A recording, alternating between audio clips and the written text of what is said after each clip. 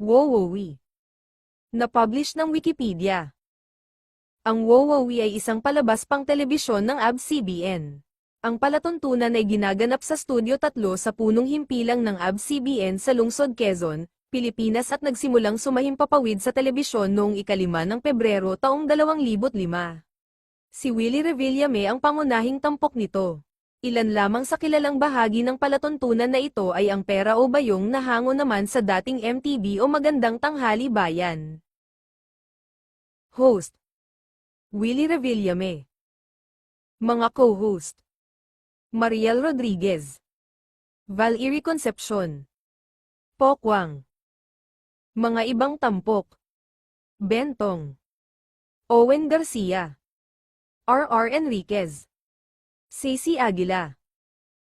Mga mananayaw: Luning nang sumasayaw sa paalog kasabayan ni Mariposa.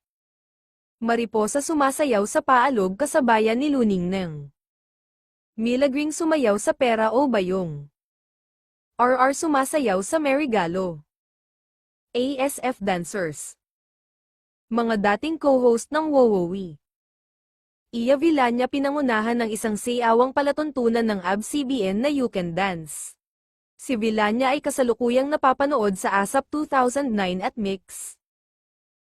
Kat Alano paminsang-minsang lumalabas ngayon sa Studio 23. China. Janelle Jamer lumabas sa teleserye ng GMA na Forever in My Heart. Roxanne Ginoo nasa taping ng Natutulog Ba Ang Diyos at Plastic Man. Nikki Hill. Precious Lara Quigaman. Carmen Su. Isabel Abiera. Mga bahagi. Pambungad na bilang inaawit ni Willie Revillame ang temang awitin ng WoWowi. Wheel of Fortune. Question. Hep Hep Hooray. Panggitnang bilang. Cash bukas. Tumpak o sablay. Tic-tac to win. Cash moto. Ang iskandalo sa Wilyonaryo.